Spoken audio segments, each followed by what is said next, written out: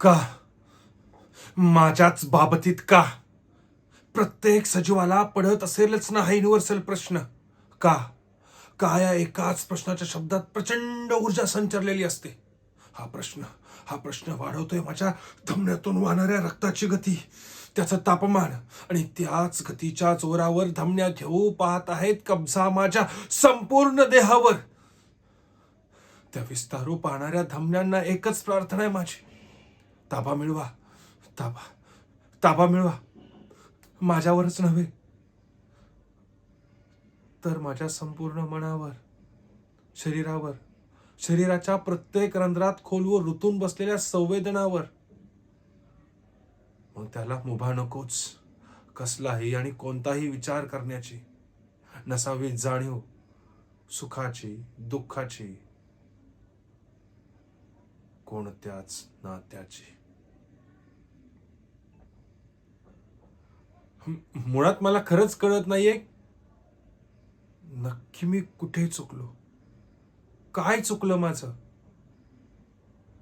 नेमकं मी काय करायला हवं होतं. मुळात ना काही गोष्टी माणसाच्या तर्कापलीकडे असतात. प्रत्येक काला उत्तर असतंच, फक्त ते वेळेत सापडायला हवं. अरे काय आणि कसले विचार माझ्या डोक्यात थैमान घालत आहे. मुळात ही वेळ असले विचार करण्याची आहे की अशा कठीण प्रसंगी स्थितप्रज्ञ राहून स्वतःचं पौरुषत्व सिद्ध करण्याचे आहे. मुळात पौरुषत्व म्हणजे तरी नक्की काय? हा? की एखाद्या मादीवर स्वार होऊन वासनेची उबळ ओकणं, की स्वतःभोवती अमाप अशी संपत्ती गोळा करून एक सोनेरी कोष तयार करणं, की एखाद्या याचकाला अक्षम्य अशा गुन्ह्यासाठी बिनबोबाटपणे माफ करणं, की त्या सूर्यपुत्र कर्णाप्रमाणे आपलं संरक्षक कवच अलगद विधात्याच्या चरणी अर्पण करून शांतपणे स्वतःच्या अस्ताची वाट पाहणं. यातलं मी नक्की कोणत्या प्रकारचं पौरुषत्व अंगीकारलं पाहिजे? की त्या भगवान श्रीकृष्णानं सांगितलेलं तत्व अवलंबायला हवं.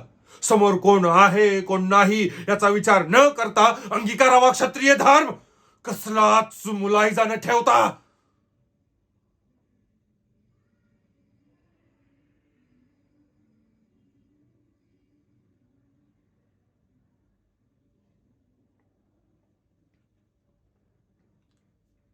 थँक्यू.